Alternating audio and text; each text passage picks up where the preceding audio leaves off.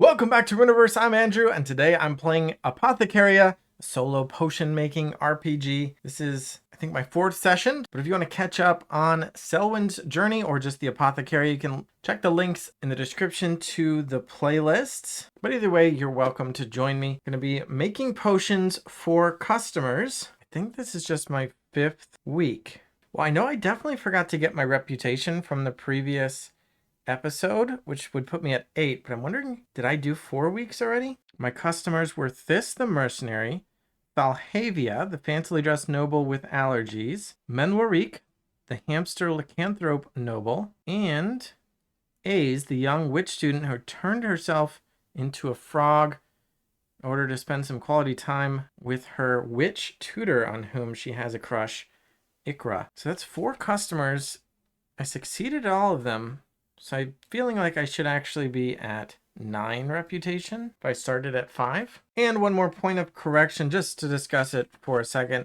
I have this kind of quest to help Bata with its shattered tooth, and I wrote down that I need to collect 6 of the potion, or make 6 of the potion, even though the rulebook said I need 10. But that's in this printer-friendly version of the rulebook that I printed. The full color file I have says 5. So I'm just going to keep it with 6, which is what I thought it was for some reason. That's what I wrote down. So I'm going to stick with 6. But again, this says 10. The color rulebook says 5. So a bit of a discrepancy there. And otherwise, we can just get started. So I'm going to turn to the novice ailments page. Technically, I'm still a novice. I think reputation 10 would mean I am intermediate. Oh no, 11. I have to get to 11 for intermediate. So still novice either way. And I've reshuffled the deck after hitting some jokers in the previous session. So I'm going to pull one to see what this new customer's ailment is. That doesn't seem right. I'm going to shuffle that again. So while I'm shuffling, I will discuss. Basically, I had been thinking that playing out, I started to get the sense that playing 13 weeks per season was going to be a bit too many because I wanted to play a full year. The rules let you kind of make the discovery process of what happened to the old witch, which is like the end game, happen faster if you wanted to, but it doesn't change the passing of time. But I don't want to complete the campaign and have it still be spring, for example. So what I decided is when I do hit the 3rd joker per season, that session will be the final session for that season. So I've gotten 2 clues to the old witch in spring so far. So one more, which that joker would have been, but I'm going to hand wave that away, reshuffle here. If I do pull a 3rd joker, that will trigger the end of spring, but not actually that spring's ending. I'm then just going to play some kind of montage or kind of speed up the rest of the season. So we won't play out all of those weeks, but they will have happened. So I'll probably like do some rolls to determine, okay, how much money did I make? How much reputation did I gain? How much progress did we make during that sped up montage? There are festivals for each season, so I'll probably play out that festival, but we'll get to that when we get to that. So for now, still need my ailment. There we go. So at this beautiful jack, and that's going to be my trigger. That is a hangover. Thank you, Fizzy, for holding my place. After a rowdy night of reckless abandon, the afflicted has crawled to you with a stomach full of poison, a mouth like a desert, and a head as fragile as a sparrow's egg. Consequence, they get better and go off grumbling, lose a reputation. So we have a limited amount of time to heal them before they just get better anyway. We have to deal with poison and stomach problems, and timer of 4. That's my shortest timer yet. So not a big fan of that timer. Poison and stomach. So we'll also roll up my customer, which according to Apothecaria would be I can just pull 1 card. A heart would be a villager, diamond adventurer, club monster, or spade a repeat patient. Not a big fan of that. So back to Table Fables 1 and 2. 2 specifically has the NPC generator. So let's do my modified gender roll with a D10. A 10 is non-binary person. That's not in the book. That's my modified version of that table. Age, D4, 1 is young. So it's a very young person. I think I'm actually going to roll on the race table this time, or like what species they are, which I hadn't done before because I just wanted them all to all be humans. And I got a 3, which is an elf. And now I'm kind of already getting an idea for who this customer might be. A non-binary, very young person who is an elf. Now I had avoided rolling on the species table there because I didn't want to make the setting too weird. I thought it's probably mostly populated by humans, but Apothecaria doesn't really agree with me about that. We've met demons, we've met dungeon lords who ended up being a fire-breathing salamander, and even that customer chart I just showed you, 25% of the time it says that you have a monster as a customer. So I think this setting is a little bit weirder than we had thought. Although I'm going to say a lot of the weirdness is coming from our proximity to the dungeon and also the strange and also the weird fairy glade. So I think this specific kind of nexus that we're in, maybe it's a ley line or just that connection to the strange portal or whatever, is what's causing the more weirdness to be localized here, which is why I'm going to say the elf is not a local. So this is a map I drew up in the previous sessions. This is where we are. And down here is High Rannoch. Up here is Ninawaste and our home village over here. But most of the weird stuff I'm going to say is kind of localized to this area. Moonbreaker Mountain as well has some powerful herbs. So maybe the ley line is just kind of like across this way. Not that the people necessarily even know that. But yeah, I'm tempted to say this elf is not from around here. Maybe they're from the dungeon or from the strange. They came through the portal. And the fact that they're young, but they also came in, I kind of forgot about that. They came in hungover. So is this person too young? Well, if they're an elf, maybe they just look very young. Maybe they age so slowly, even through adolescence. And so maybe this is like someone who looks like they're 10 years old, but is actually like 30 or 40 years old. So when they come stumbling in, hungover, Selwyn is taken aback, wondering how could this young person have gotten into such nefarious libations in the first place. Let's see the attitude of this person. They're probably grumpy at the very least, but a 6 says hostile. They're openly mad. Their alignment, though, is chaotic good. I like this person. I don't even know if I want to roll on occupation. I like the idea that they're from the strange and that there's something just very odd. Ooh, peculiar knickknacks. All right, what if I roll on that table? I'm just going to try it and see what I get, if it inspires anything. A set of glass knives. All right, I'm just going to stick with that. I need a name, though. So I'm going to use my syllables naming chart. Roll a D100 and a D6. A 6 means it's a single syllable name, and 71 means pre.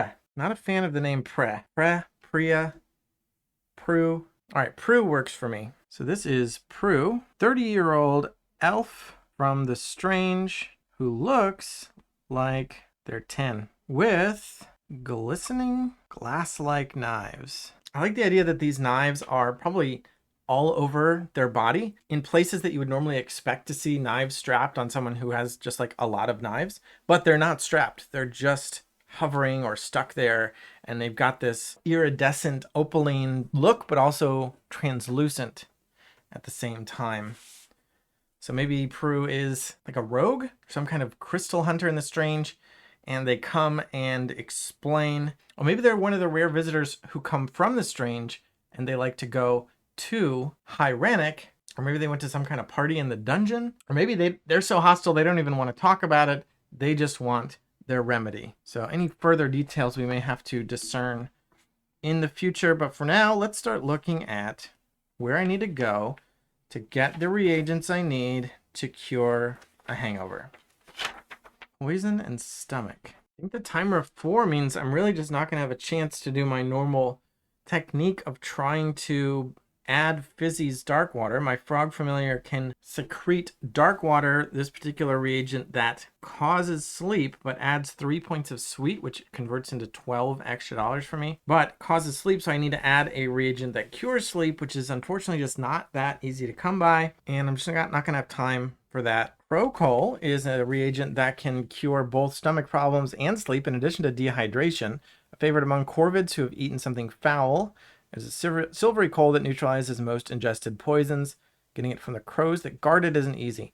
So even though it can cure stomach and poison, I would need 2 of them. You can't use one reagent for 2 things, I'm pretty sure. But in the dungeon, which is where I'd be searching for it, has a forge value of 7, which is a little bit high. So I might go for that for the stomach issue, but for the poison, go get a skull cap, another one of these morbid mushrooms that looks like a human skull, which only has a forage value of 2. But even if I succeed back to back, I'll only have 2 time left. I would have to travel to the strange, which would take me 1 time, and I'd be down to 1 time to then try to hit the forage value of 10 for weird water, which can be added for a tag of my choice. And if I fail that, I will have run out of time and lose reputation and not satisfy this customer. Prue. So let's go for Crow Coal first. I will flip a card, and I got a 2, which is not high enough. I get a forage value, but again, it's not going to matter because I would have to get it up to 7. So I really just need to hope to pull a 7. But first, we're going to resolve an event. I'll go ahead and count down my timer now. And let's go to the Heroes Hollow event page with a 2.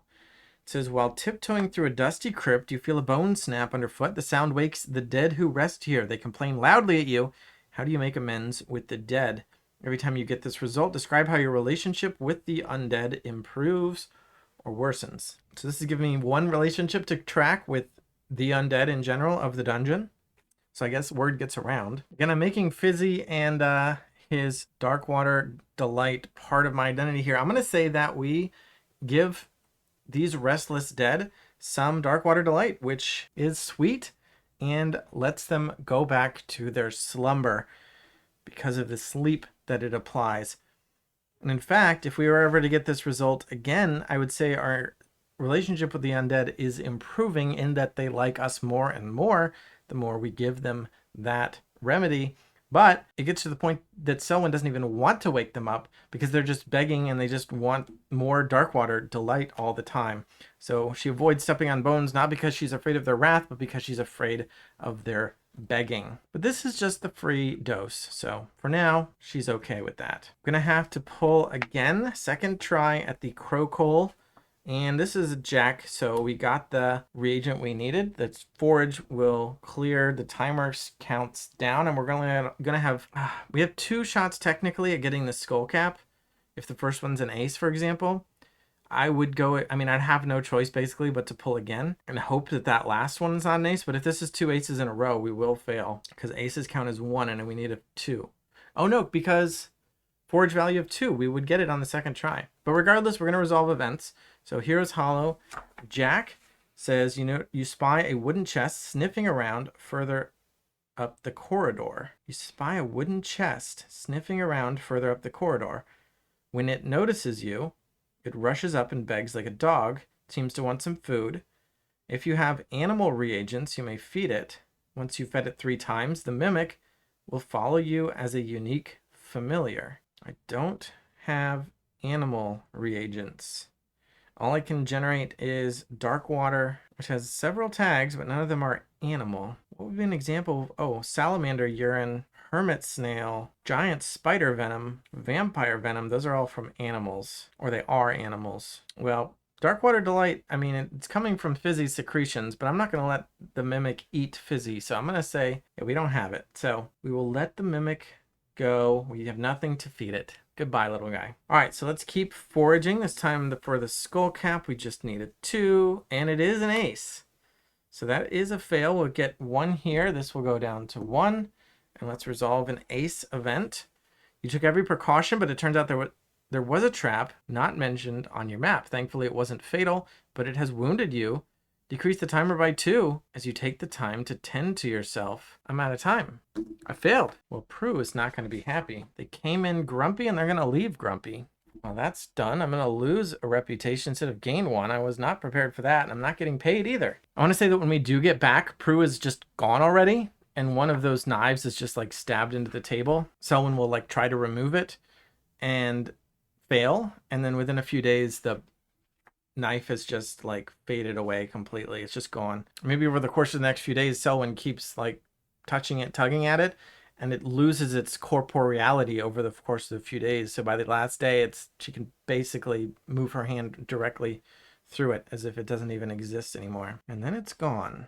But the hole in the table, the damage remains. Neither of these books has a straight up random traps roll. Random traps table. I think the best we got is dungeon events and encounters. Maybe I can make a trap out of it. So this one's a D100. So a 14 is the characters pass by a gnome hidden in the dungeon behind a fake wall, beneath the grating in the floor, in a shadowed corner, etc. The gnome will use magic to steal from the characters. Well, it's not a trap, and it's not a wound, but maybe that's why we lost so much time, is Selwyn has to chase down the gnome and what they have stolen from her. Maybe it's her hat, because that's the funniest version of the story.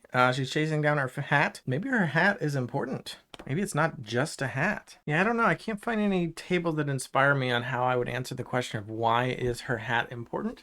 So maybe we'll leave that a mystery for now. I'll write down the question as something to hopefully think about in the future. Why is Selwyn's hat so important to her? So I failed.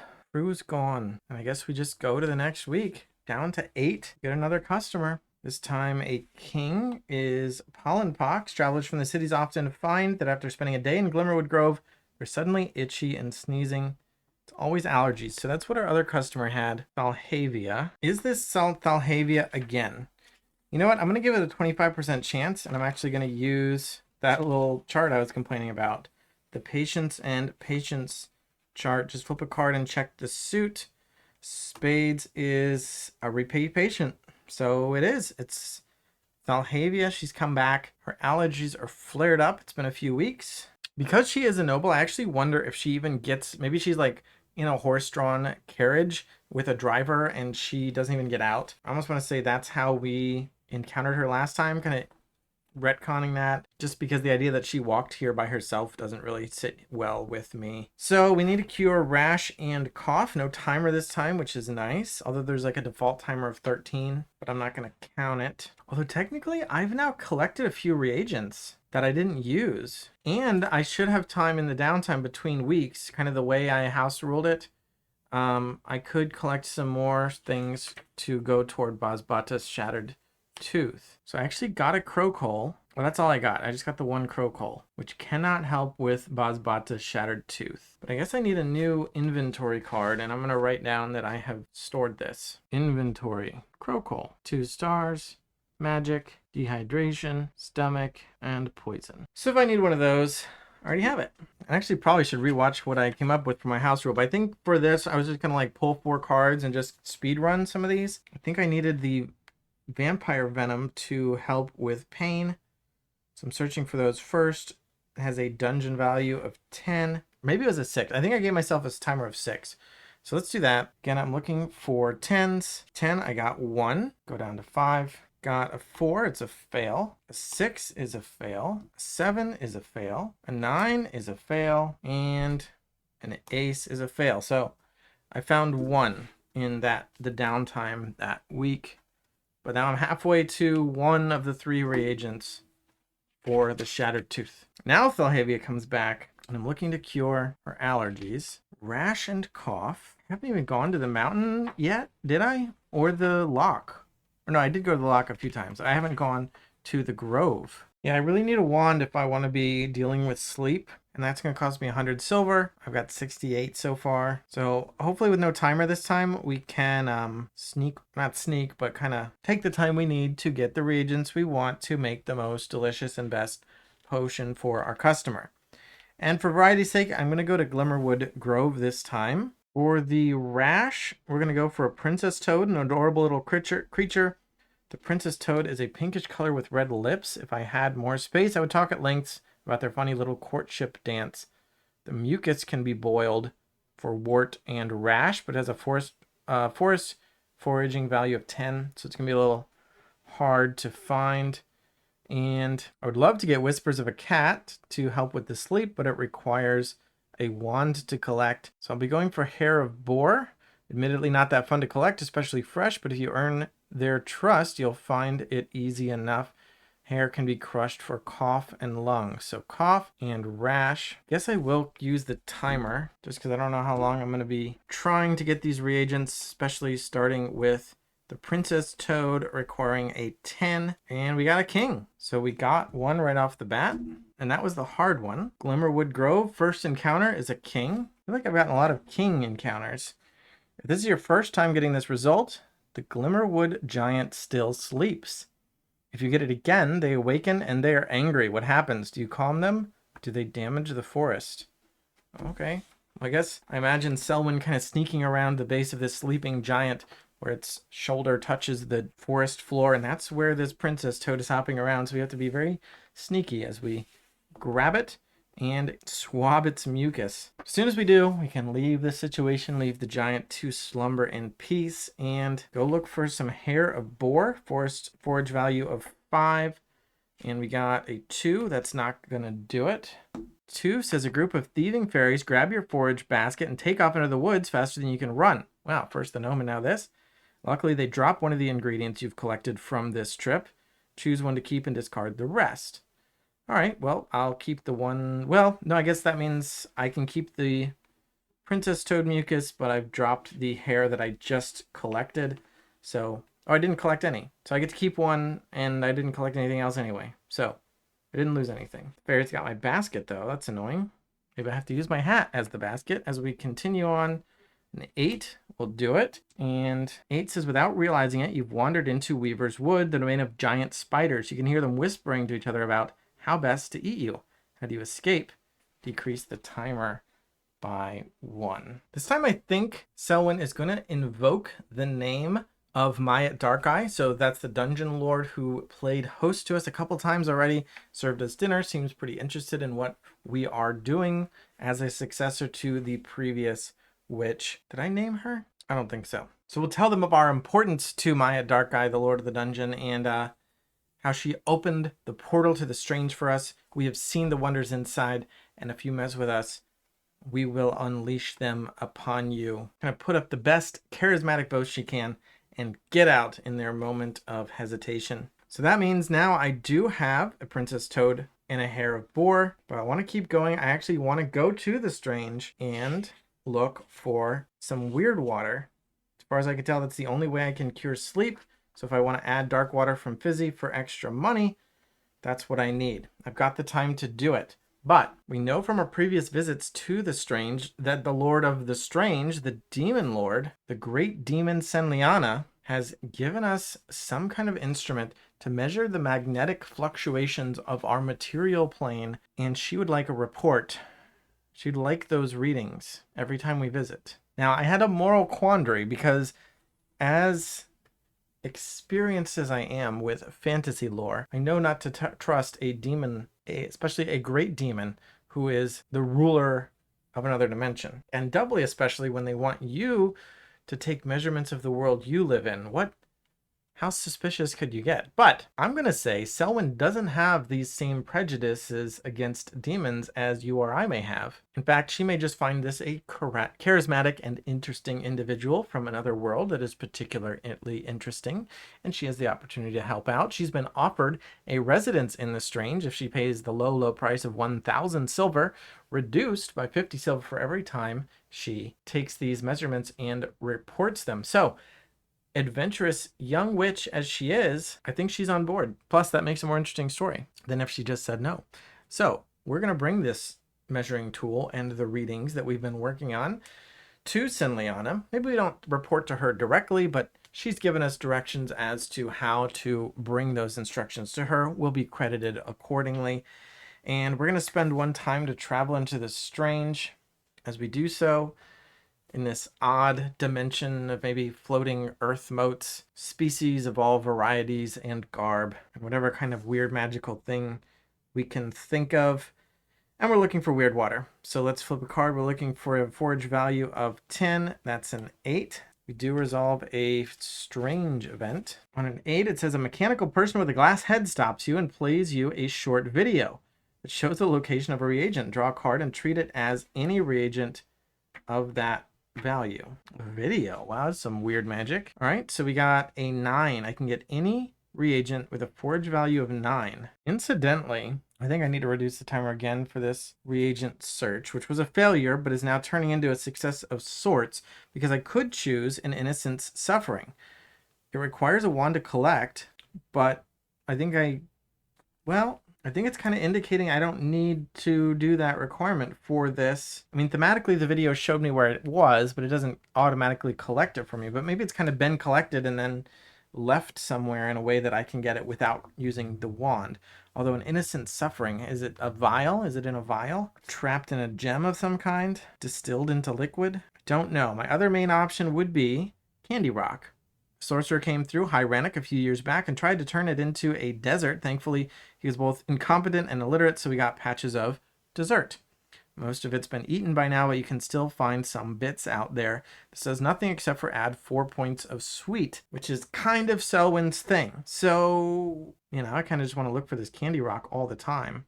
4 points of sweet is better than the dark water that only adds 3. And we have to deal with sleep afterward. I guess the nice thing about dark water is it also can cure cough, hot, and magic, whereas the Candy Rock doesn't cure anything. But that aside, Candy Rock is just strictly better if we're just looking to make money.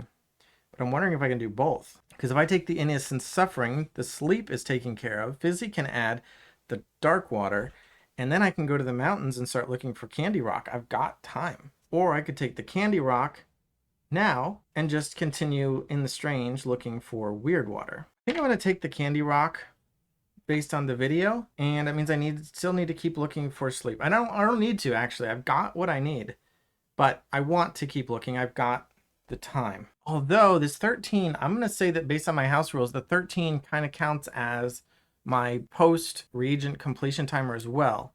So I want to do the free montage flips for Bazbata Shattered Tooth reagents.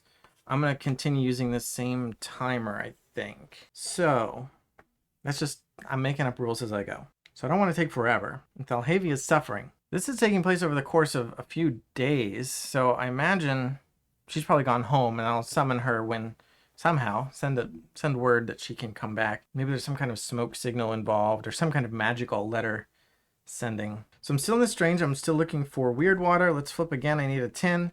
6 is not going to do it. 6 says you wander into a bizarre bazaar, a place that sells everything and anything. You see wizards selling crystal balls and magic tomes, demons selling dreams and shadows, a strange little creature selling stolen stocks. You may buy any magic reagent here for 3 silver times its foraging value. Do you buy anything else? Well, I mean, I'm searching for this to make money. I'm not trying to, I'm saving up for a wand. I can find the reagents I need. I don't need to buy them. Do I buy anything else? Last time I made like an encounter out of it. Last time I saw that, she saw a magical sword that was like demonic and trying to lure her into wanting it. She tried to make an offer for 2 silver to buy it, but I think I'm going to gloss over that for now and just keep going. Forage value should be going up, but it would need to get to 10, so I'm just not going to bother. 9, still not gonna do it. The ground beneath your feet trembles and shakes. You look around for shelter, but notice that none of the demons seem to worry. Some hold their wares steady, others pick up children, but none panic.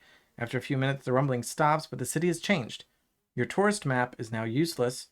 Lose all your foraging points. All right, so I wasn't saving up foraging points anyway, but we learned something about the strange. It shakes up. Things change. Things aren't always where you expect them to be, where they were before. It's probably unstable. I wonder if that's why Liana wants to, maybe she wants to abandon this plane. That's why she wants the readings about our world. Or maybe she wants to learn about how the gravitic forces of our world work in case she can change her own plane to stabilize. I don't know. Or maybe she wants to destabilize our world to make it match up with the strange. Maybe that would cause them to merge into one world. Anyway, let's keep looking for weird water. An 8 is not going to do it. Another mechanical person with a glass head stops us and plays a short video that shows the location of a reagent. Draw another card. Place it with a reagent of any value. A 6 this time. With a 6, I'm not going to look at everything, but I can get liquid fire, which has a dungeon foraging value of 6, which can cure infections. And that is one of the things I need for Bazbata's Shattered Tooth. It also has the 2 stars needed to meet the 2-star and the infection requirement. So I'm going to check off one of these is done. And just keep looking. I want to make this drink as sweet as possible to get as much money from this rich Thalhavia as I can. 2, you make your way up a spiraling tower made of bone, only to emerge at the bottom again.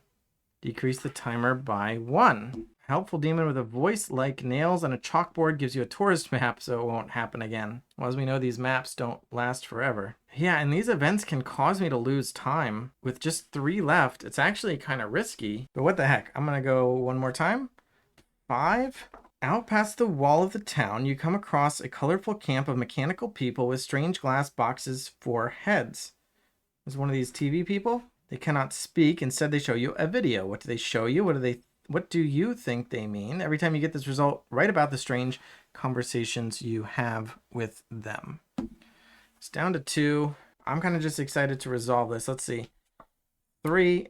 Nope. A very friendly demon comes running over to you with a wide-fanged smile. They excitedly ask you all about your world and if you want to be pen pals. If you accept, write a question and answer about your world and a question and answer about the strange every time you get this result. All right, so that puts me timer down to 1, which means I have time to get back home and make this potion for Thalhavia before we run out of time, basically, before the week is up, which means I don't have time to go foraging for Bazbata's Shattered Tooth, and I don't have time to find the Weird Water. Fortunately, I did get the Candy Rock and the necessary reagents, so I'm not going to be able to add any Dark Water, which means it's still going to be sweet for her, but it's not going to be the same flavor as last time, so I can't call this one Dark Water Delight. Not that she would necessarily notice, because although she probably enjoys it, I think we established last time that she's a little bit out of it. She's not totally paying attention to us. We're below her station. So Princess Toad, Mucus, Hair of Boar, and Candy Rocks. Candy Rocks add 4 points of sweet. A normal price for an apprentice level cure is 24 silver extra per sweet point is 16 extra, so we get 36. So let's see, I can exchange 20, 40, 50 for a 50.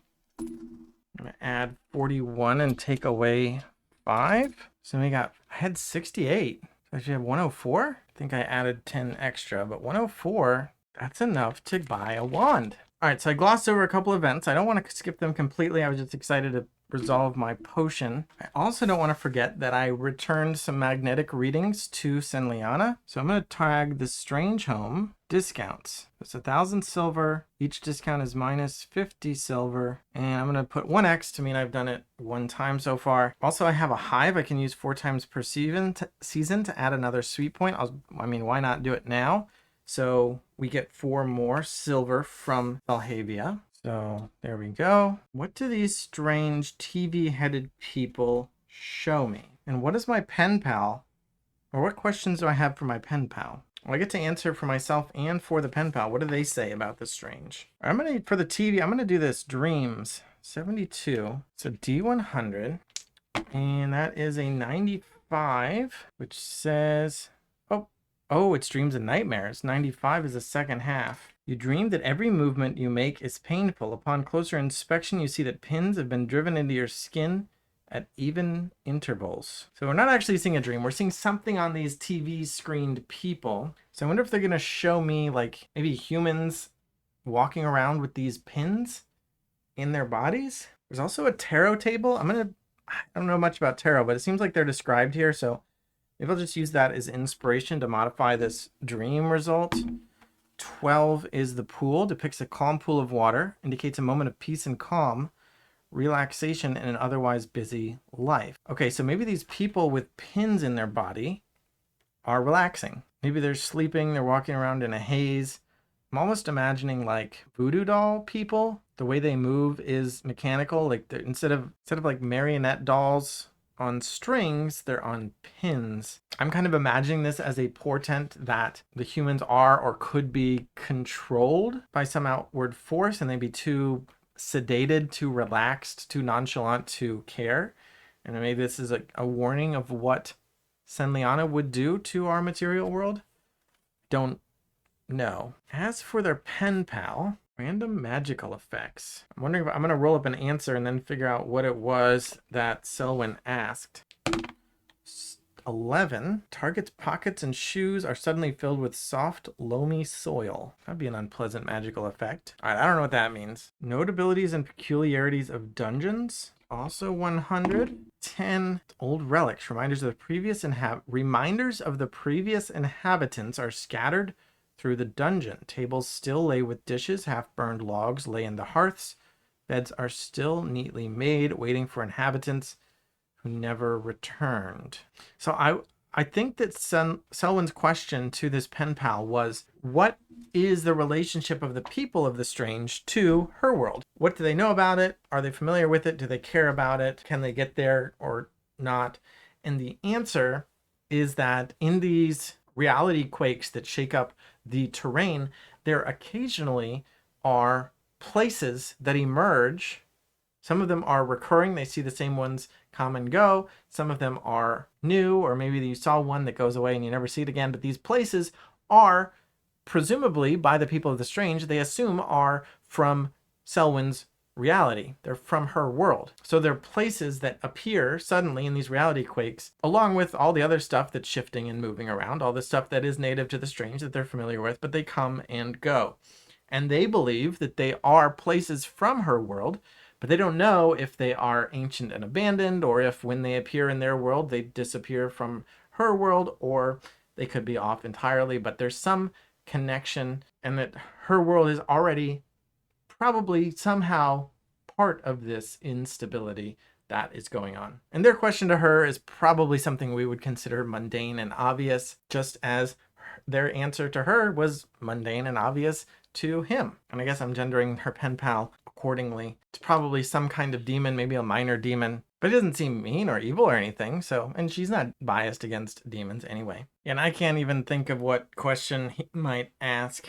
Oh, I didn't even roll. I just glanced at this pocket filler table. I thought maybe it'd be funny if he asked a dumb question about some random thing that he thinks people on our world use. But I saw this charcoal sketch of a woman. Maybe he draws a picture of somebody and says, "Do you know her?" Making that classic, oh, people from a place must know everyone else from that place assumption, regardless of how big that place may be. But I think Selwyn doesn't recognize her. Be interesting if it was the old witch, but I think actually that would be not that interesting. So let's just say somebody else. So he sends her a letter, says, "Do you recognize her? She's from the material world." But Selwyn doesn't and answers accordingly, and that'll be it for this session. I do get one reputation there at the end. We were able to help Thalhavia a second time. Fortunately, Prue still hates us. Maybe we'll have a chance to redeem ourselves with her one day. So stay tuned for the future in case Prue comes back. Thanks for watching. Thanks for subscribing, and bye.